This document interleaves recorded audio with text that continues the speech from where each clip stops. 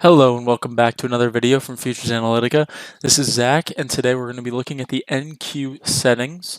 Obviously, there's been some confusion over some of the settings, the setting changes from the more recent update, so I want to make sure that you guys are seeing everything you need to get set up properly.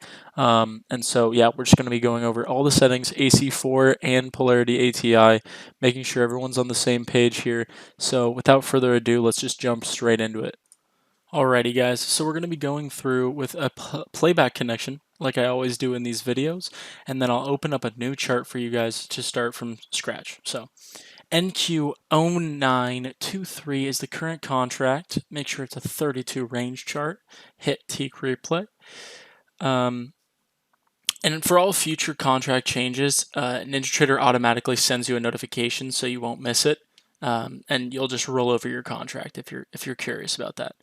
But now on these AC4 Plus, I'm just going to reset this really quick because it already had the settings, but I want to configure this for you guys. So I'm going to disable the pullback bar for right now.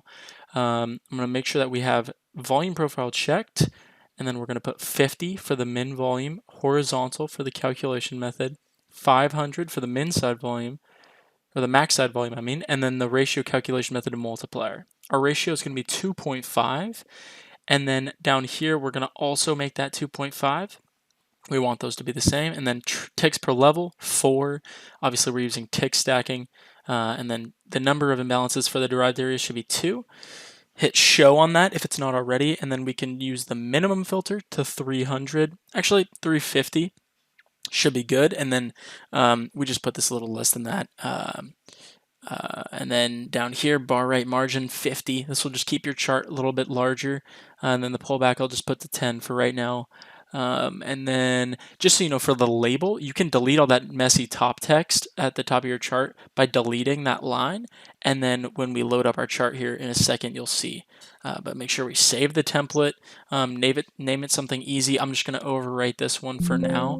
And then just apply that to your chart, hit OK, and then you'll see our chart here on our screen with no text at the top. I know people have been asking about that, so that is the way that you take care of that. And then now in Polarity, the main goal is just matching settings. That's how you should be thinking of it. We want everything to match. So 50 for the min imbalance volume, 2.5 for the ratio, horizontal for the calculation method, stacked imbalances should be 1 here, imbalance calculation method should be alternative, and then tick stacking to 4 to match as well. Make sure your strength on offset are 3 and 3. And then down here, you can delete the label if you want on this one. If not, and then just make sure your account matches the account in your chart trader. And then enable button, save the template. I'm just going to throw in NQ ATI just to remember it for the sake of this video. And then I'll hit apply, hit OK. And now we have our polarity buttons popped up here and everything is good to go. But before I end this video, I think there's been several questions about the stop strategy, so I'm going to outline that for you guys real quick. So our stop loss is going to be 16 with a profit trigger of 20. And then we are going to actually be including a stop strategy. So I'm going to show you guys. You're just going to put, you don't need to do an auto trail. You're just going to put profit trigger 13 plus -8, and that is essentially going to give you that stop strategy that you see Connor using in the videos. I'll just call it NQ Scalp. For the sake of this video, you can name it whatever you'd like to remember it. And then after this, make sure you save it as a template. I'm just going to overwrite my scalp NQ1 again for the sake of this video. And now I'm just going to hit OK. And now it's saved. So now I'm just going to select it from the bottom there.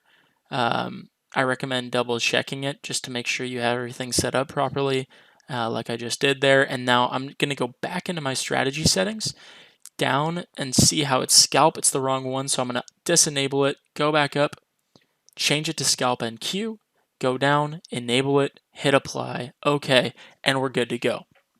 So now we've gone through all of our settings, configured everything accurately, and that's it. So if you guys have any other questions or concerns, throw them in the comments section down below or shoot the support a message, and we'll be more than happy to run that by, get an answer.